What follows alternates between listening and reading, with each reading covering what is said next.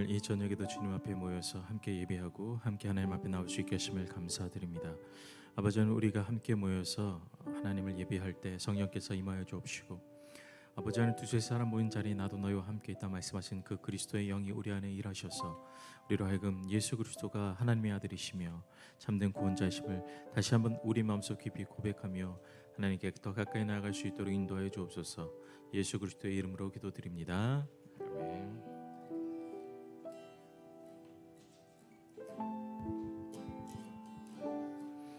우리 내 손을 주께 높이 듭니다. 함께 찬양하겠습니다. 내 손을 주께 높이 듭니다. 내 찬양 받으실 주님, 내 마음을 주께 활짝 엽니다. 내 찬양 받으실 주님, 다시 한번 내 손을 주께, 내 손을 주께 높이 듭니다. 내 찬양 받으실 주님, 내 마음을 주께 활짝 엽니다. 내 찬양 받으실 주님, 내 손을 주께, 내 손을 주께 높이 듭니다. 내 찬양 받으실 주님, 내 마음을 주께 활짝 엽니다. 내 찬양 받으실 주님, 슬픔 대신 희락을, 슬픔 대신 희락을, 제 대신 화관을, 근심 대신 찬송을, 찬송의 옷을 주셨네.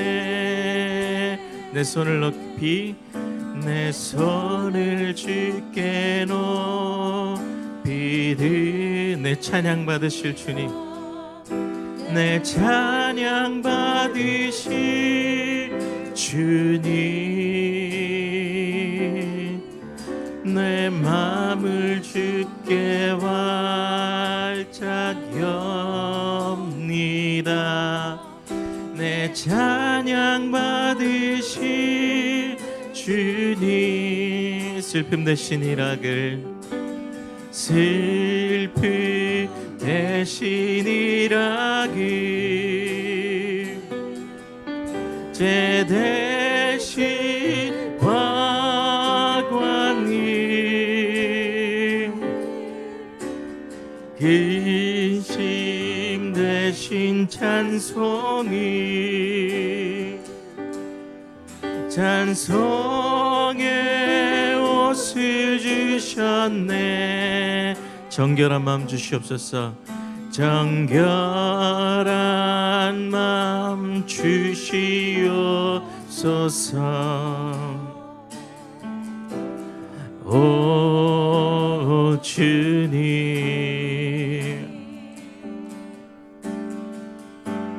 정직한 영을 새롭게 하소서.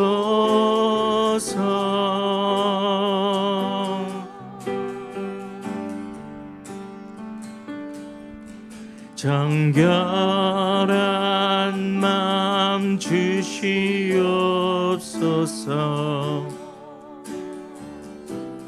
오 주님, 정직한 영을 새롭게 하소서. 정직한 영을 새롭게 하소서.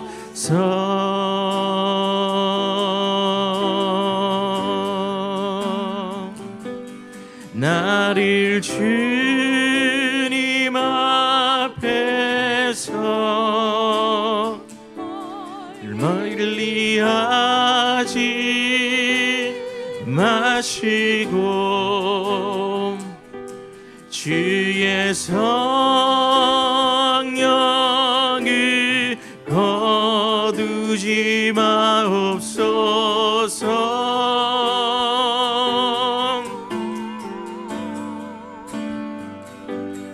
그 구원의 기쁨 다시 회복시키시고 변치 않는 맘 내 안에 주소서. 정결한 맘 주시옵소서. 정결한 맘 주시옵소서.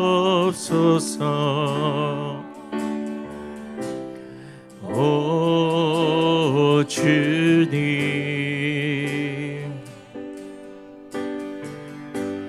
정직한 영을 새롭게 하소서.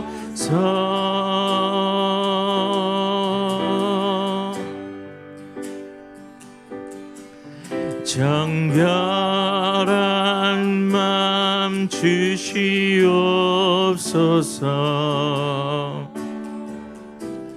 오 주님,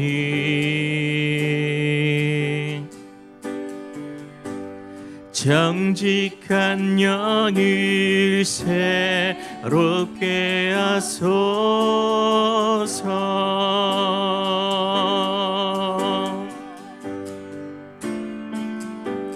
나를 주님 앞에서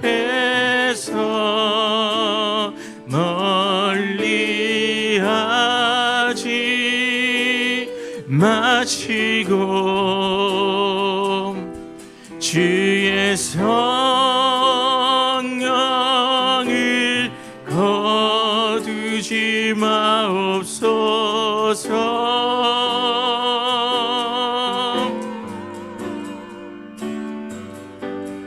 그 구원의 기쁨 다시 회복시키시고 변치 않는 맘 내 안에 주소서. 나를 주님 앞에서 나를 주님 앞에서 멀리하지 마시고 주의 성령을 거두지 마옵소서.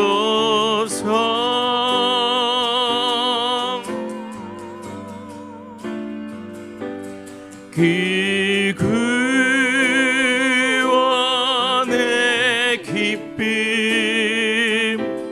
다시 회복시키시고 변치 않는 맘 내 안에 주소서.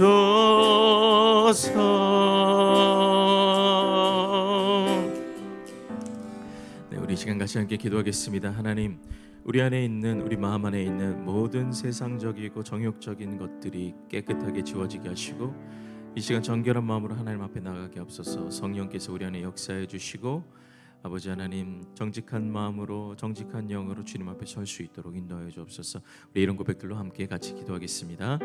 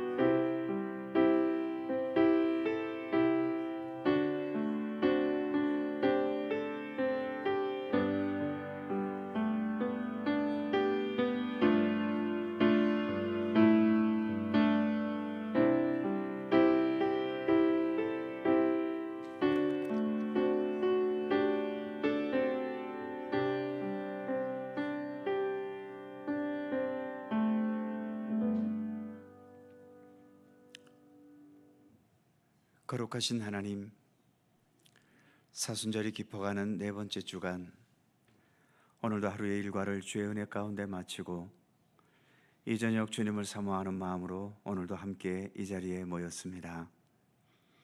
주의 백성들 일일이 굽어 살피시고 우리의 처지와 형편과 살아가는 삶의 현실을 주님께서 더욱더 잘 아시오니 언제나 우리 가운데 동행하셔서 우리가 약할 때 강함을 주시고 어찌할 바를 알지 못할 때 바른 길을 제시해 주시며 또 넘어지고 쓰러졌을 때 다시 일어설 수 있는 굳건한 의지와 용기를 더하여 주시기를 원하옵고 기도합니다.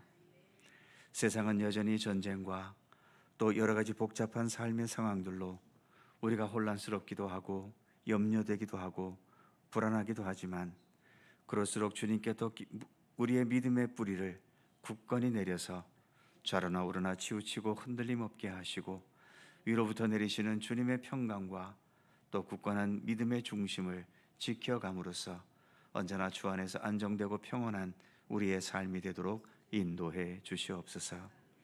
이 저녁 주 성령께서 친히 저희들과 함께 하시기를 원하오며 예수님의 이름으로 기도드립니다. 아멘. 찬송 161장 함께 찬송하시고 김현숙 권사님께서 기도하시겠습니다.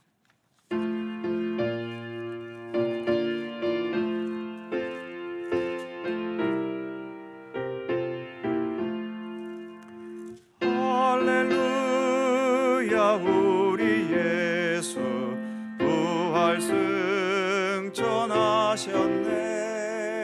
세상 사람 찬양하니 천사와 답하도다.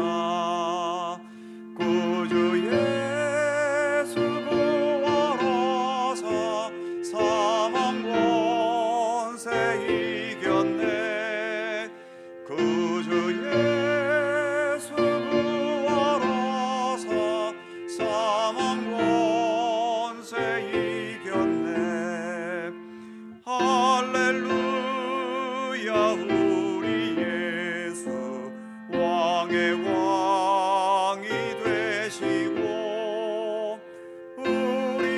우리들의 중보 되심 성령 증거하시네.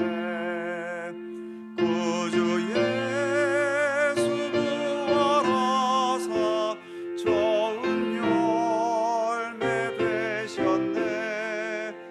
구주 예수 부활하사 좋은 열매 되셨네. 할렐루야 우리 예수 음과 티가 없도다. 무덤 속에 있는 죄인 주가 일으키시네. 구주 예수 부활하사 영광 주로 오시네.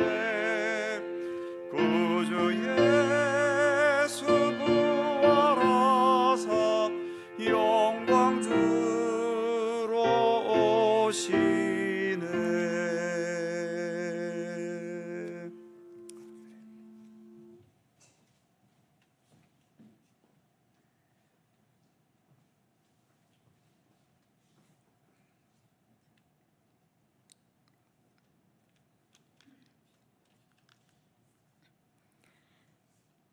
세상 만물을 지으시고 다스리시는 권능의 하나님 아버지, 모든 주권이 하나님 아버지께 있음을 고백드리며 찬양과 경배를 드립니다.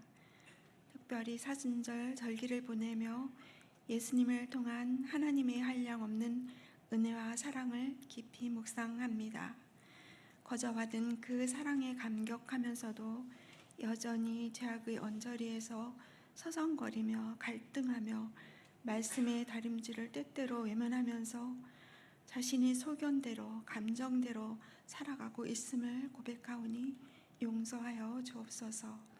수치와 고통의 십자가만이 우리의 죄를 씻을 수 있음을 기억하게 하시고 형용할 수 없는 주님의 사랑을 심령에 새기게 하옵소서.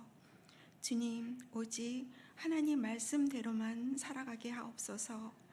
하나님의 정의와 공의가 물같이 또 마르지 않는 강같이 흐르는 세상을 만들어가는 저희가 되게 하옵소서. 주님, 처처에서 일어나는 전쟁의 소식은 마음을 무겁게 하고 또 아프게 합니다. 입으로는 평화를 논하지만 전쟁을 모색하는 이기적인 마음을 버릴 수 있도록 주님께서 관여하여 주옵소서. 주님, 간절히 구하옵기는 육신의 질고로 애통하며 고통 중에 있는 믿음의 형제들을 위해 치유 은혜를 내려 주시고 회복시켜 주옵소서. 돌보시는 가족들 위해 이로함을 주시고 주님 또 붙들어 주옵소서. 이 시간 말씀 전하시는 목사님, 하나님의 말씀을 바르게 전하실 수 있도록 성령께서 함께하여 주옵소서. 두보라 찬양대의 찬양을 주님 기뻐 받아 주옵소서. 구원의 주로 이 땅에 오셨고 심판의 주로 다시 오실 예수님의 이름으로 기도드립니다. 아멘.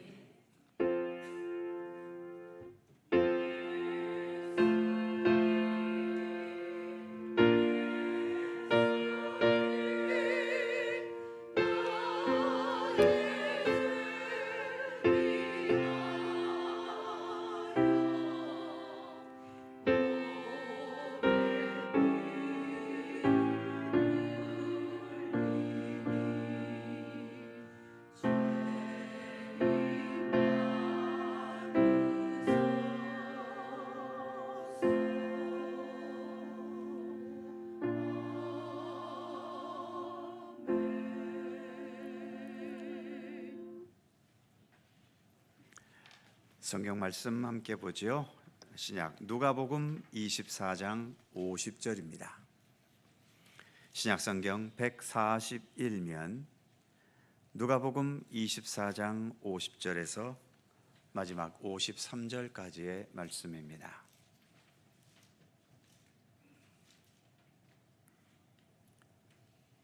누가복음 24장 50절에서 53절까지의 말씀 한 절씩 교독하겠습니다. 제가 먼저 50절 읽죠. 예수께서 그들을 데리고 베다니 앞까지 나가사 손을 들어 그들에게 축복하시더니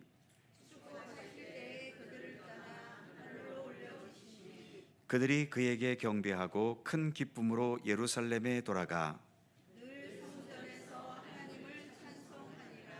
아멘. 더불어 찬양대 찬양합니다.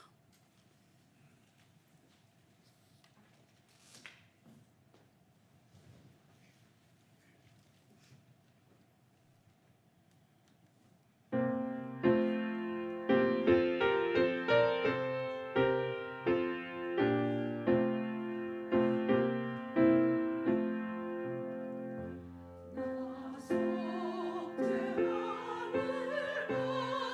속죄함을 받음 바로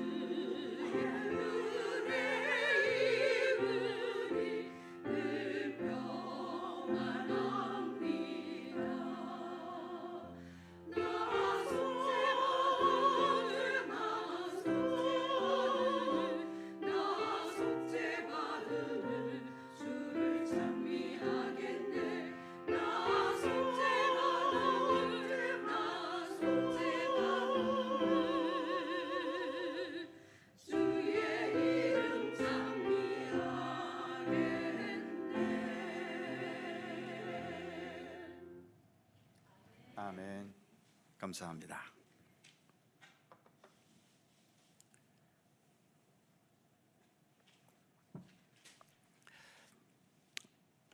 우리는 지금 사도신경을 살펴가고 있습니다.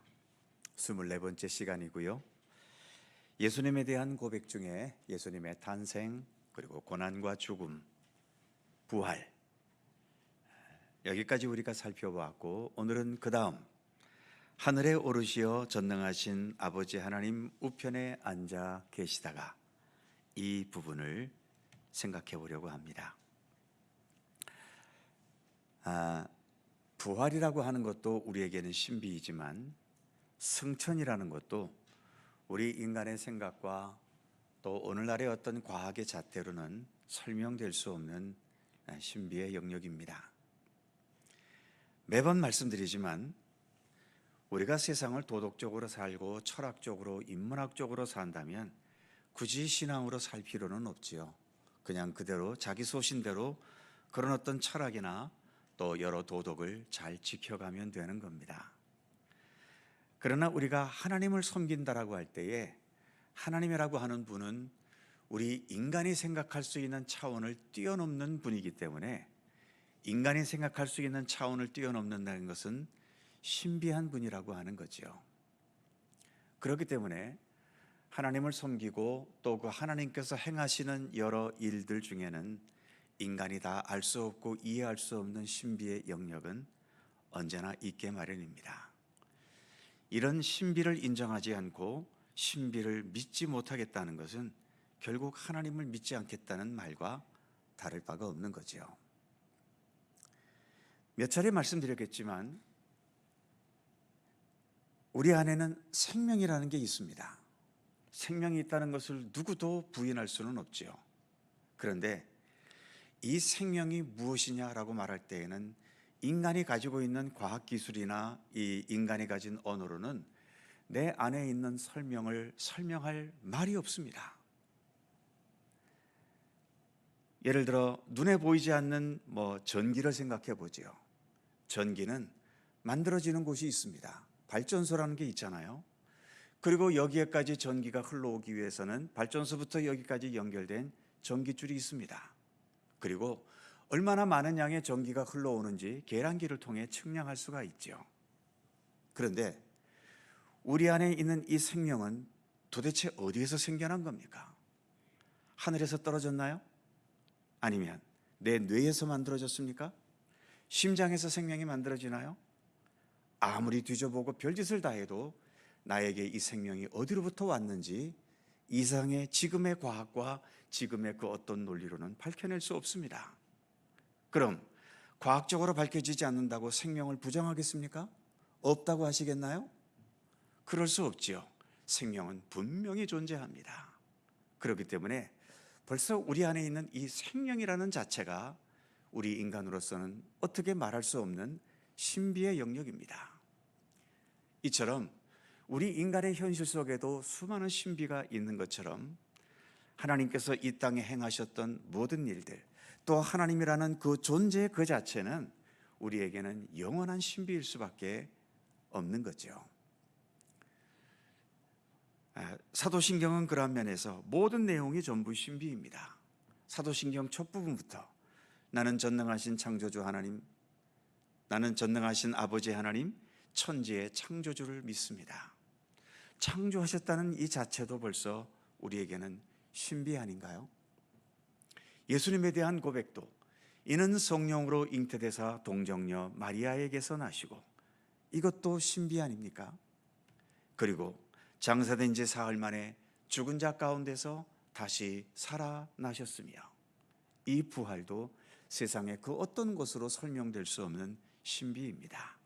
그리고 그 부활하신 예수께서 하늘로 올라가셨다는 것도 우리로서는 우리 인간이 가진 어떤 언어나 논리로는 이해될 수 없는 신비이지요.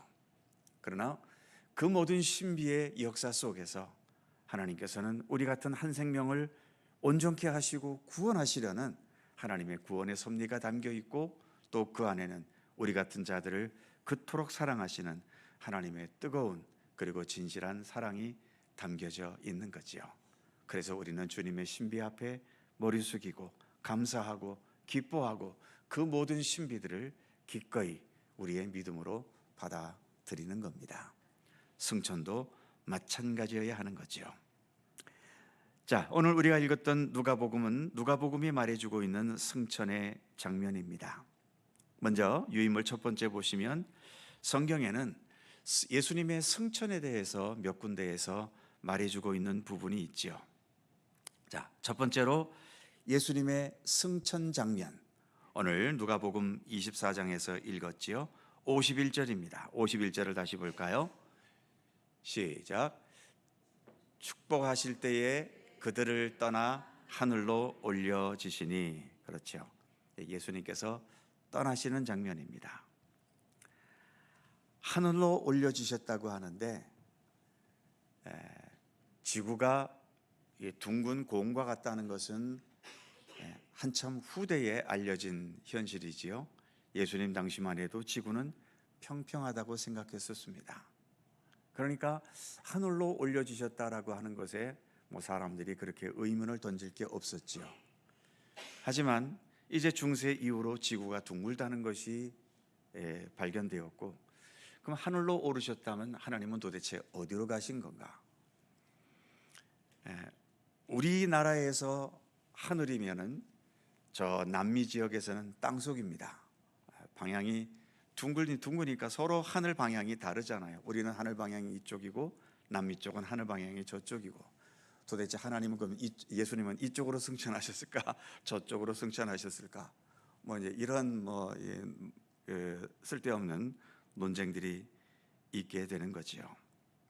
아까 처음에 말씀드렸듯이 하늘로 올라가셨다라고 하는 것은 예수님께서 이 땅을 떠나신, 그리고 하나님께서 계신 하늘이라고 하는 것도 이미 신비의 세계지요.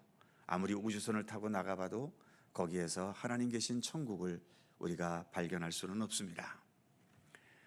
우리 인간은 3차원적인 차원에서 머물러 있죠. 즉 평면과 그리고 공간, 여기까지가 우리 인간이 생각할 수 있는 영역입니다. 그러나 이 3차원을 뛰어넘어 4차원의 세계도 있고 5차원의 세계 계속 나갈 수 있지 않겠어요? 그 4차원, 5차원의 세계를 우리 3차원의 두뇌를 가진 우리 인간들은 잘 이해할 수가 없습니다. 그래서 계속 반복되는 말이지만 신비의 세계인 거지요. 그러니까 예수님께서 승천하셨다라고 하는 것을 우리가 하나님께서 우리에게 나타내신 하나의 신비로 받아들이면서, 그래서 하늘로 올리우셨다는 것은 이 땅을 떠나셔서 예수님 본래 계셨던 그 하나님의 나라로 가셨다는 그런 의미로 받아들이고 말아야 되지. 그럼 이쪽으로 승천했냐 저쪽으로 승천했냐 이런 걸 갖고 따지는 것은 아무 의미가 없습니다. 그 다음 사도행전 1장 9절에 보면 주님께서 승천하실 때 어떤 모습이 있었는가? 자, 한번 보실까요? 이 말씀을 마치시고 그들이 보는데 올려져 가시니, 그러니까 사람들이 보는 데서 올려져 가셨다는 겁니다. 구름이 그를 가리어 보이지 않게 되더라. 두 가지를 말하지요. 하나는 보는 곳에서 올려지셨다는 것과, 또 하나는 올려지시면서 구름이 가리어서 더 이상 보이지 않게 되었다는 겁니다. 그러니까 지금 우리의 시대는 예수님께서 하늘로 올라가셔서 그 모습이 보이지 않는 시대 속에 우리가 믿음의 길을 가고 있는 거죠. 그래서 아무튼 누가복음과 사도행전에서는 예수님의 승천의 장면을 이렇게 말해주고 있죠. 성경이 말해주는 그 이상의 것을 우리가 상상하거나 추측할 수는 없는 것이고요. 성경이 여기까지 말해주고 있기 때문에 우리도 여기까지만 믿고 받아들이면 되는 거죠. 그 다음 두 번째, 승천 직전의 예수님, 승천하시기 바로 전에 예수님이 무엇을 하셨는가? 오늘 본문 누가복음 24장 50절에서는 무엇을 하셨습니까? 50절 말씀을 보면 예수께서 그들을 데리고 베다니 앞까지 나가사 손을 들어 축복하시다니, 손을 들어 축복하셨습니다. 떠나시기 전에 이제 마지막 복을 내려 주신 거죠. 반면에 사도행전에서는 승천하시기 전에 하신 것이 명령을 하셨습니다. 어떤 명령을 하셨을까요? 자, 같이 볼까요? 시작. 이르시되 때와 시기는 아버지께서 자기의 권한에 두셨으니 너희가 알 바 아니요 오직 성령이 너희에게 임하시면 너희가 권능을 받고 예루살렘과 온 유대와 사마리아와 땅 끝까지 이르러 내 증인이 되리라 하시니라. 아멘. 네. 마태복음을 공부할 때도 가서 모든 족속으로 제자를 삼으라는 주님의 마지막 지상 명령이 있었지요. 사도행전에서도 예수님께서 승천하시기 전에 너희는 땅 끝까지 이르러 내 증인이 되라는 그 마지막 지상 명령을 주셨습니다. 그래서 승천 직전에 예수님은 한편으로는 축복하시고 그리고 또 한편으로는 나 예수는 너희를 떠나가지만 너희가 이 땅에서 내가 다시 올 때까지 감당해야 될 사명이 있다는 것을 말씀하셨던 거죠. 그 다음 세 번째, 승천 후에 예수님 안 계신 상황을 대처하는 자세. 그 승천의 광경을 보았던 제자들은 예수님 승천 후에 무엇을 했는가? 자, 누가복음 24장 52절과 53절은 이렇게 말하고 있죠. 같이 봅니다. 시작. 그들이 그에게 경배하고 큰 기쁨으로 예루살렘에 돌아가 늘 성전에서 하나님을 찬송하니라. 아멘. 그렇죠. 경배하고 그리고 기쁨을 안고 돌아갔다는 겁니다. 그리고 성전에서 늘 함께 모여 주님을 찬송하는 믿음의 삶을 계속 이어갔다라고 말하고 있죠. 반면 사도행전 1장 10절과 11절에서는 승천 후에 이런 행동을 했었지요. 같이 볼까요? 시작. 올라가실 때에 제자들이 자세히 하늘을 쳐다보고 있는데 흰옷 입은 두 사람이 그들 곁에 서서 이르되 갈릴리 사람들아 어찌하여 서서 하늘을 쳐다보느냐? 너희 가운데서 하늘로 올려주신 이 예수는 하늘로 가심을 본 그대로 오시리라 하였느니라. 아멘. 네. 천사들이 왜 하늘만 쳐다보고 있느냐? 주님은 다시 오신다. 그러니 너희들에게 부탁하신 마지막 명령, 오직 성령이 너희에게 임하시면 너희가 권능을 받고 예루살렘과 온 유대와 사마리아 땅 끝까지 이르러 내 증인이 되어야 한다. 이 명령을 수행하라는 겁니다. 그래서 성령의 충만함을 얻기 위해 늘 주님과 바른 관계를 유지해 가고, 그래서 우리의 삶을 통해서 어떻게 하든 예수 그리스도의 복음이, 그 복음으로 말미암는 선한 영향력이 이 땅에 나타날 수 있도록 그런 삶을 살아가야 한다는 명령을 듣게 된 거지요.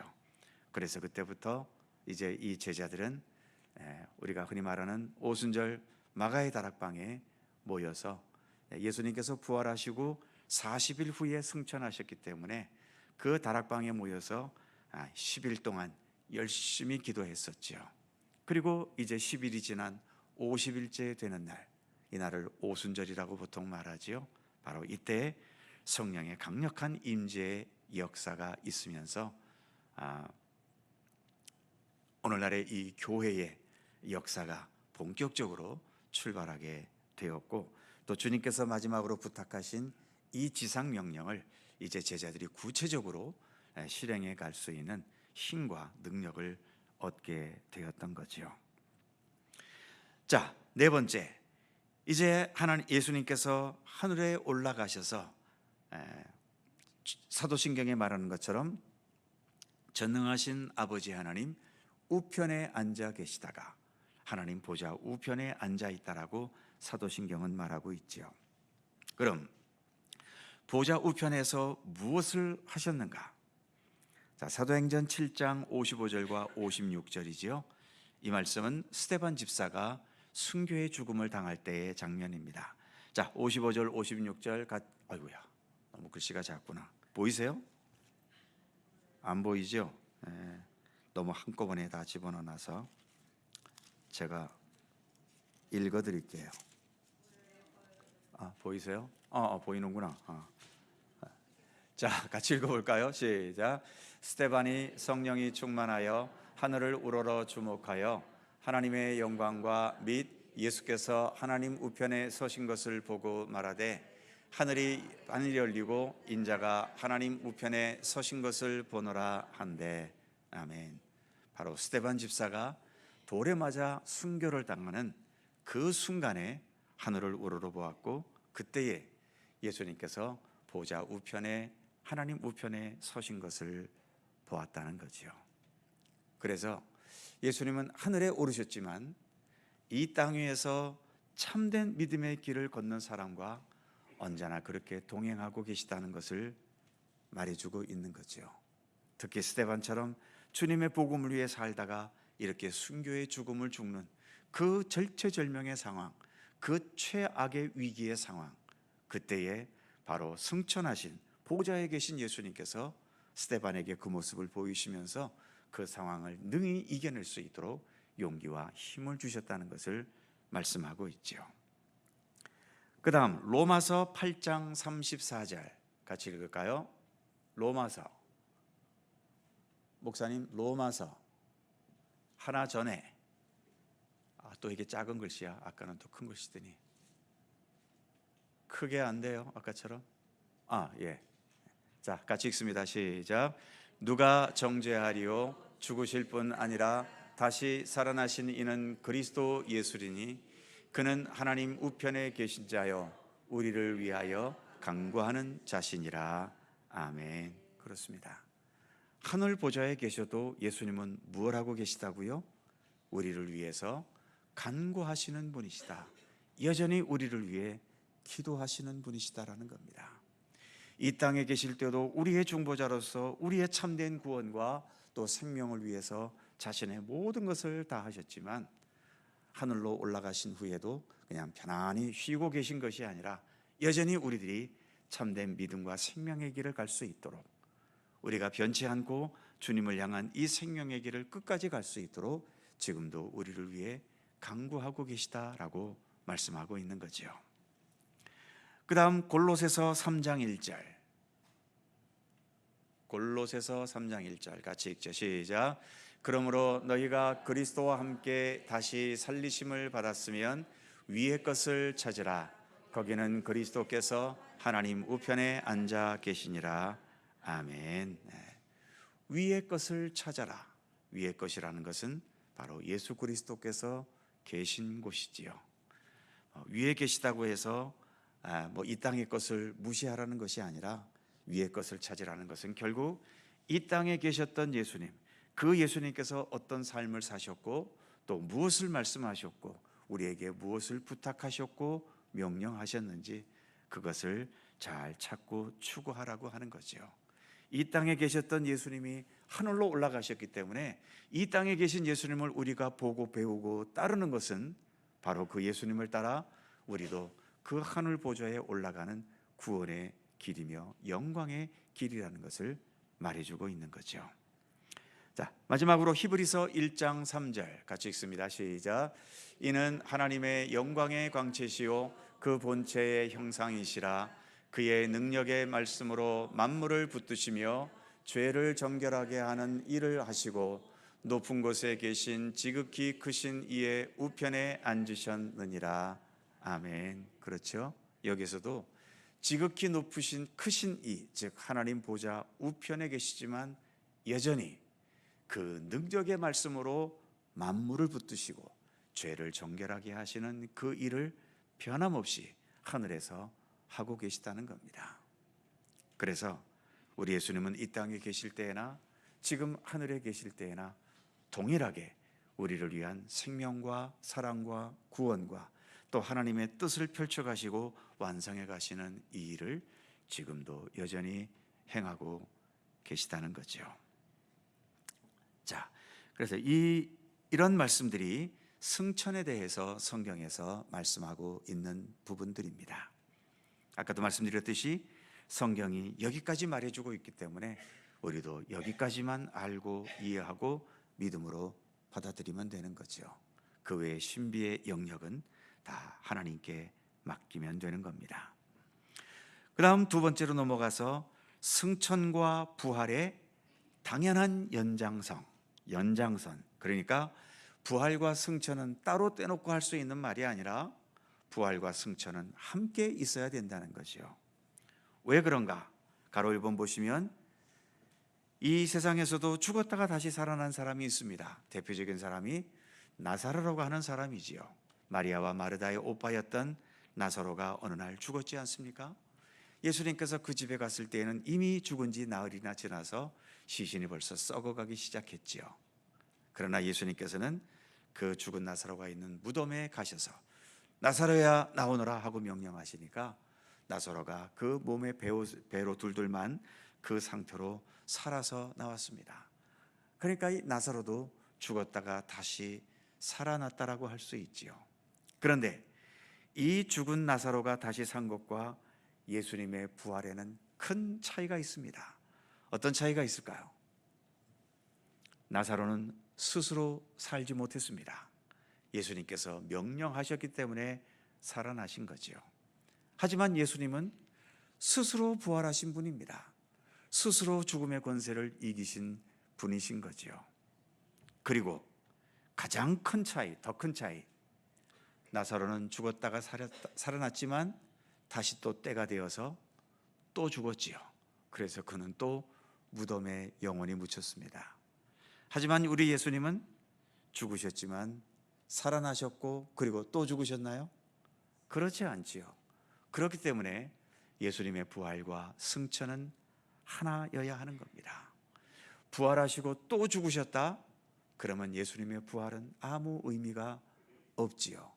영원토록 살아계시기 위해서 예수님께서는 이 땅에서 다시 죽음을 보지 않으시고 그대로 하늘로 들리워 올라가셨던 겁니다. 그래서 이것을 다른 말로 표현하면 가로 2번에 생명의 완성이다라고 하는 거죠. 죽음으로 끝나면 그것은 죽음이지 생명이 아닙니다. 생명의 완성은 죽음을 극복해야 되는 거죠. 그래서 예수님께서 부활하시고 승천하셨다라고 하는 것은 모든 생명이 완전한 생명, 완성된 생명이라는 것을 의미하고 있는 거죠. 바로 우리도 부활하신 예수님을 통해 기대하는 최고의 것은 우리의 생명은 불완전하잖아요. 그래서 흔들리고 슬프고 아프고 병들고 비극이 있고 그리고 결국은 그러다가 죽고, 이 허무한 틀을 벗어날 수 있는 참된 구원, 생명의 완성, 이것은 오직 부활하시고 승천하신 예수 그리스도를 통해서만 가능한 일인 것 아닙니까? 그래서 오늘도 우리는 그 예수님을 믿고 의지하고 따르는 믿음의 길을 가고 있는 겁니다. 자, 아까 누가복음에서처럼 그들을 떠나 하늘로 올려지셨고 또 사도행전의 말씀처럼 이제 구름이 가리워져서 보이지 않게 되었죠. 눈으로는 이젠 예수님을 볼 수는 없습니다. 그래서 그 다음 가로 3번에 보면 이제부터는 보이는 예수가 아니라 어떤 예수? 믿음의 예수를 우리는 따른다는 겁니다. 그래서 우리에게는 믿음이 필요한 거죠. 뭐 예수님이 아직도 보인다면 가서 보면 되는 겁니다. 거기에는 믿음이 필요가 없지요. 그러나 이제 예수님은 보이지 않기 때문에 믿음이 필요한 겁니다.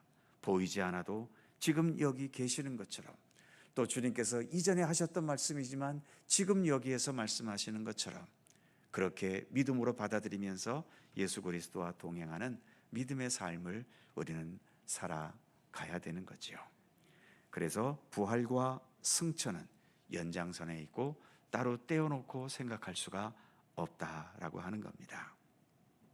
그 다음 세 번째 보시면 예수님께서 하늘로 올리우셔서 하나님 보좌 우편에 앉으셨다라고 말하고 있는데, 자 3번에 보시면 하나님 우편은 어떤 곳입니까? 하나님과 동등한 위치, 동등한 지위, 동등한 위격을 말하는 겁니다.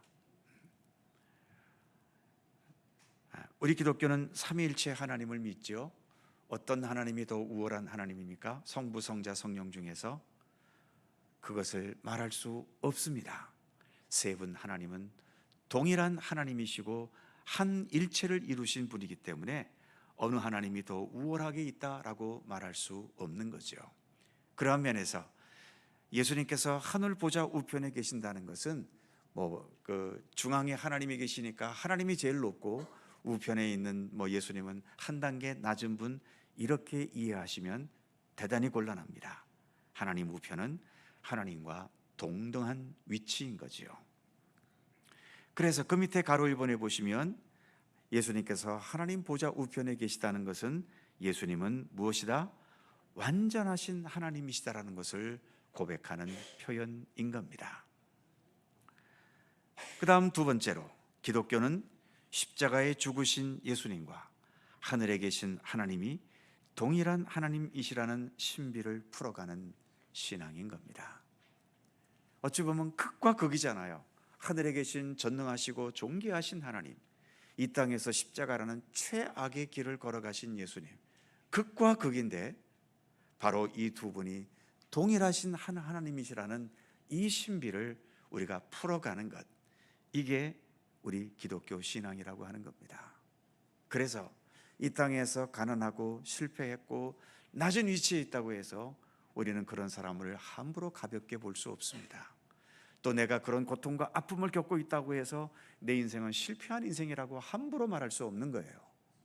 거기에 그 어떤 세상의 영광과 재물과 세상 어떤 그 권력으로도 표현할 수 없는 최고의 영광스러운 하나님의 영광이 인간으로 보기에 최악의 곳에도 언제든지 함께 할 수 있기 때문인 거죠. 사도 바울이 고린도후서 12장에서 고백한 게 있잖아요. 바울에게는 육체의 가시 사탄의 사자라고 표현할 만큼 구체적으로 병명은 말하지 않았지만 그를 평생 동안 괴롭게 했던 육체의 질고가 있었어요. 이것을 육체의 가시 사탄의 사자라고까지 바울이 표현했잖아요. 그래서 바울도 하나님, 제발 이 육체의 가시를 좀 없애 주십시오, 이렇게 하나님께 3번 기도했다고 말합니다. 3번 기도했다는 것은 딱 3차례 기도했다는 것이 아니라 응답받을 때까지 기도할 만큼 기도했다는 거죠. 그때에 하나님으로부터 받은 응답이 무엇이었습니까? 내 은혜가 너에게 족하다. 말은 이렇게 고상하게 했지만 실제적으로 표현하면 그냥 너는 그 질고를 안고 살아라, 이런 응답인 거죠. 너는 평생 그런 고통과 육체의 아픔을 안고 살아야 한다는 것이 하나님의 응답이었습니다. 그런데 바울이 진정한 믿음의 사람이라는 것은 이런 데서 드러나는 거죠. 웬만한 사람 같으면 하나님 이러실 수 있습니까? 내가 얼마나 내 목숨을 다해 주를 위해 복음을 위해 일하고 있는데 아니 이딴 병 하나 안 고쳐주시고 나를 이렇게 고통스럽게 내버려 두십니까? 하고 따질 만도 하지만 바울은 어땠습니까? 나를 너무 교만하게 하지 않게 하시려고 내게 주신 하나님의 섭리이구나. 그렇다면 이제부터는 나는 내가 갖고 있는 이 약점, 이 고통을 나는 이제부터는 자랑할 것이다. 그럼 바울은 바울의 잘난 것을 자랑한 것이 아니라 내가 지금 이런 사탄의 사자 같은 육체의 가시를 안고 살아가고 있는 이 약점을 바울은 자랑했다는 겁니다. 왜 자랑할 수 있었을까요? 그가 뭐라고 말하죠? 이는 내가 약할 그때에 곧 강함이니라. 왜요? 내가 지금 약했을 때 나를 이 약한 상태로 내버려 두지 아니하시고 이 약한 곳에 주님께서 역사하셔서 나와 동행해 주고 계시기 때문에 내가 강할 수 있다는 것은 내가 무슨 재산이 많고 권력이 있고 일에 크게 성공해서 내가 강할 수 있는 것이 아니라 주님께서 나와 동행하시고 나를 통해 주님이 역사하신다면 이때야말로 내가 제일 강한 때가 아닌가. 그래서 바울은 그 육체의 질고 사탄의 사자라고 표현할 만큼 그 고통스러운 것을 안고 있으면서도 바로 이때가 나는 최고로 하나님의 영광 가운데 있는 순간이다 라고 여기면서 나는 오히려 나의 약한 것들을 자랑할 것이다 라고 말하고 있는 겁니다. 그러니까 이 약한 것들이 오히려 자랑거리가 될 수 있는 신비, 기독교는 이 신비를 배워가는 신앙이고요. 그 신비를 예수님께서 최악의 자리까지 내려가신 그 십자가, 그리고 하늘로 올리셔서 하나님 보좌 우편에 계신 최고의 영광의 예수 그리스도, 이 어마어마한 차이가 동일한 예수 그리스도 안에 있다라고 하는 이 신비를 우리가 깨우쳐가는 거죠. 그래서 우리는 시련과 고통과 아픔이 있을 때 물론 아프기 때문에 비명소리도 내고 슬프니까 울기도 하고 또 여러 가지 악조건 속에서 한숨을 쉬기도 하지만, 그럼에도 우리의 바탕에는 이 모든 것을 합력하여 선을 이루실 하나님에 대한 섭리를 믿고 신뢰하기 때문에 그 모든 상황들로 인해 내가 좌절하거나 무너지거나 망가지는 내 삶이 아니라 오히려 주 안에서 더 견고하고, 바울처럼 오히려 나의 약한 것들을 자랑하고 내가 약할 그때가 곧 강할 때다라고 그렇게 고백하면서 그런 상황들을 헤쳐나가고 이겨나갈 수 있는 것, 이것이 우리 기독교 신앙의 모습이다라고 하는 것을 우리가 잊지 않으셨으면 좋겠습니다.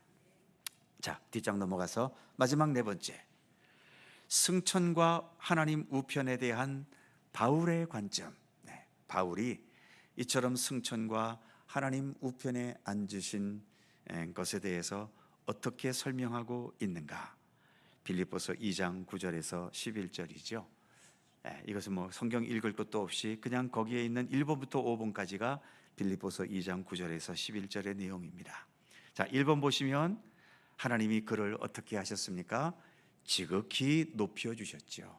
정말 십자가에 처참하게 못 박혀 죽으신 예수님이시지만 그 예수님에게 부활의 영광을 나타내시고 또 그를 하늘로 올리우셔서 그 어느 누구도 누릴 수 없는 최고의 높은 곳에 예수 그리스도께서는 올라가신 것이죠. 그를 지극히 높여, 그 다음 두 번째, 모든 이름 위에 뛰어난 이름을 주셨다는 겁니다. 뛰어난 이름을 주셔서 그 다음 세 번째, 모든 무릎을 예수의 이름에 꿇게 하시고. 그렇죠. 우리가 다 예수님 앞에 머리 숙이고 무릎을 꿇지 않습니까? 그 예수님은 이 땅 위에서 우리보다 훨씬 더 낮은, 훨씬 더 비참한 십자가의 죽음의 길을 가셨던 분이십니다. 그 낮은 곳에 계셨던 우리 예수님에게 우리는 다 무릎을 꿇고 있지 않습니까?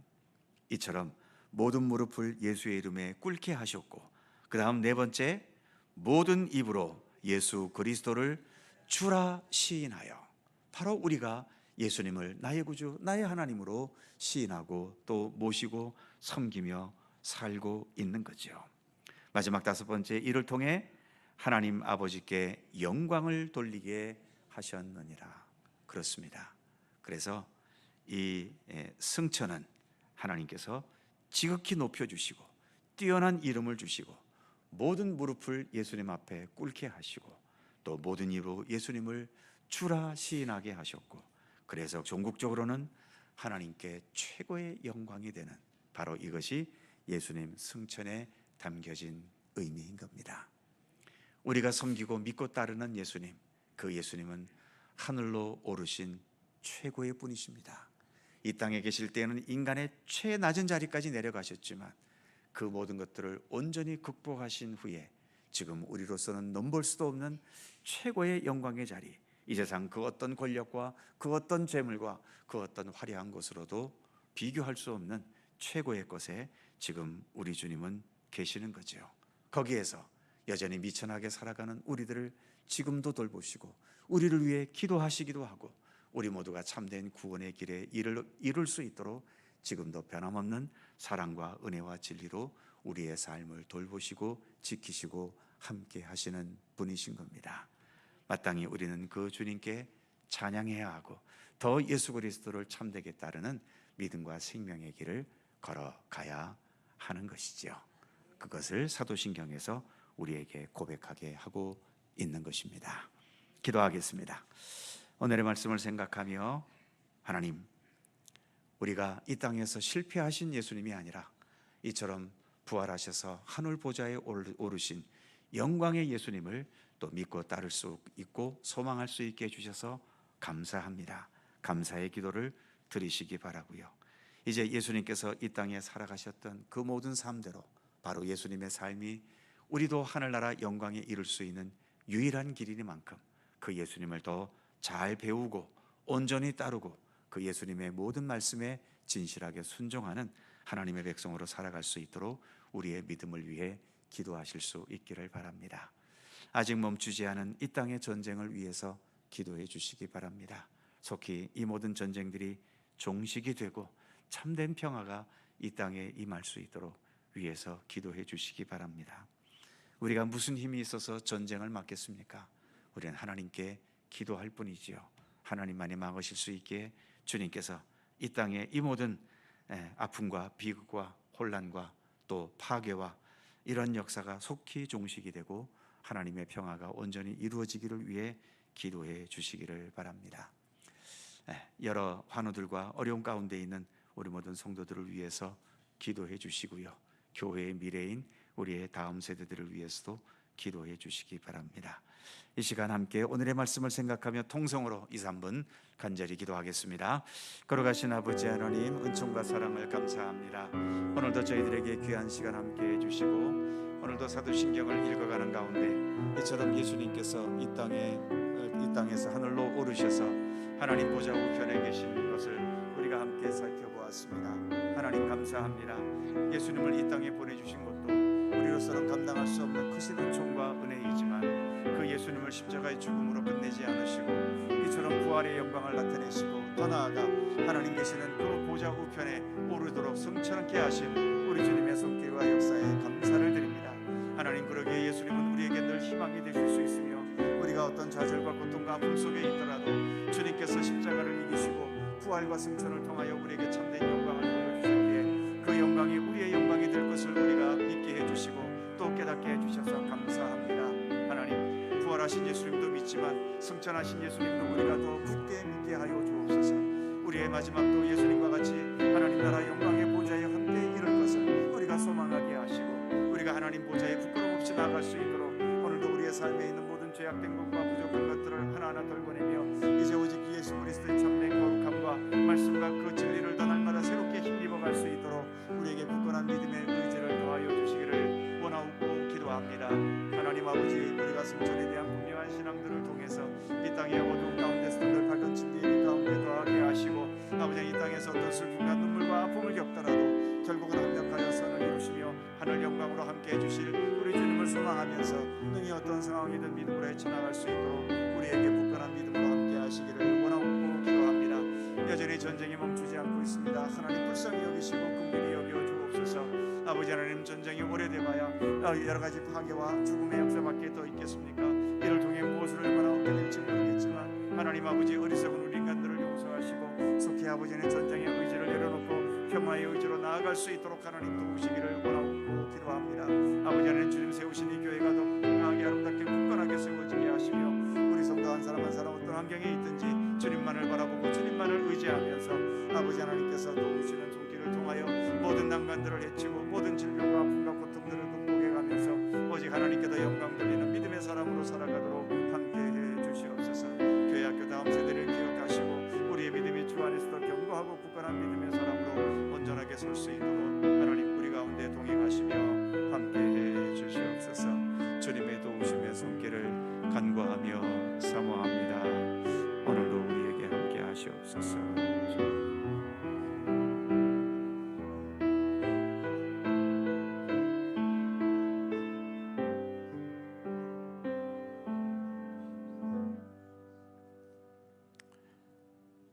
사랑의 하나님, 성령으로 잉태되셔서 동정녀 마리아에게서 태어나신 우리 아기 예수님을 우리는 믿습니다. 이 땅에 계셔서 복음을 전하시고 하나님 나라를 선포하셨던, 그래서 우리의 참된 구원과 생명을 위해 모든 사역을 행하셨던 우리 예수님도 믿습니다.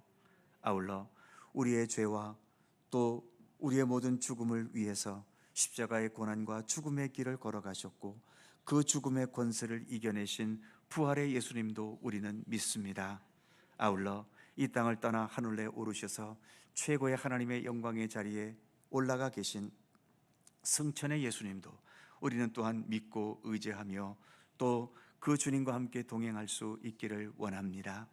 하나님, 예수님의 마지막이 이처럼 하늘 영광 보좌에 계신 것처럼 오늘도 우리가 이 땅에서는 때로 비천하고 또 부족한 모습으로 이렇게 살아가지만 부활하시고 승천하신 우리 예수님의 그 손길을 힘입어 우리도 하늘나라 영광에 참여하게 될 것을 분명 믿습니다. 그 믿음으로 오늘의 힘든 현실들을 잘 이겨나가게 하시고, 또 하나님 나라가 우리에게 부끄럽지 않도록 우리의 모든 죄악된 것과 부족한 것들을 하나하나 극복하고 예수 그리스도의 복음과 말씀과 그 진리로 날마다 더 새롭게 덧입어 나갈 수 있도록 우리의 믿음을 돌보아 주시기를 간절히 빌고 원합니다. 오늘도 주님을 사모하는 마음으로 주님 전에 나와 주의 말씀 앞에 머리 숙이며 기도하는 우리 모든 성도들 일일이 주님께서 굽어 살펴주시고 저들의 모든 기도의 제목들을 기억하시며 이 땅에 사는 날 동안 언제나 선한 목자가 되어주셔서 우리를 바르고 참된 생명과 구원의 길로 온전하게 이끌어 주시기를 간절히 빌고 원합니다. 오늘도 함께 하신 주님께 감사와 찬양을 돌리오며 우리 구주 예수 그리스도의 거룩하신 이름으로 기도하옵나이다. 아멘. 자, 서로 살펴보시면서 사랑의 인사 잠시 나누시기 바랍니다. 건강하시고 행복하시고 좋은 날들 되시기 바랍니다. 자세한 교회 소식은 주보 참조하시기 바랍니다. 찬송가 172장 함께 찬송하시고 주님 가르쳐 주신 기도하겠습니다.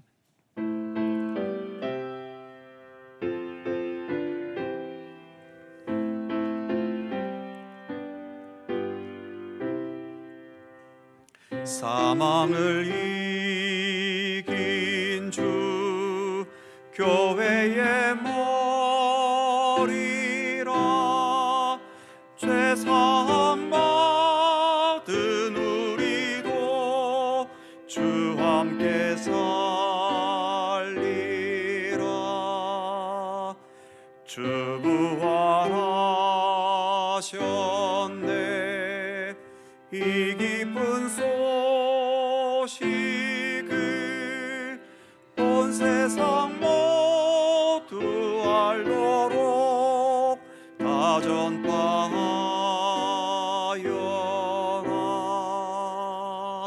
저 모든 천사여 검은 곳 하면서 사망을 이긴 주님을 늘 찬송하여라.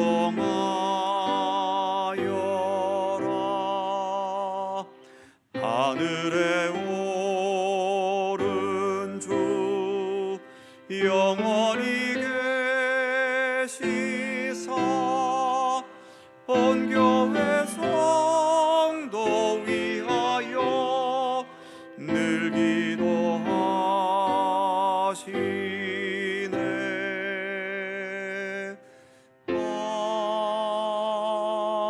아멘. 하늘에 계신 우리 아버지의 이름을 거룩하게 하시며 아버지의 나라가 오게 하시며 아버지의 뜻이 하늘에서와 같이 땅에서도 이루어지게 하소서. 오늘 우리에게 일용할 양식을 주시고 우리가 우리에게 잘못한 사람을 용서하여 준 것 같이 우리 죄를 용서하여 주시고 우리를 시험에 빠지지 않게 하시고 악에서 구하소서. 나라와 권능과 영광이 영원히 아버지의 것입니다. 아멘.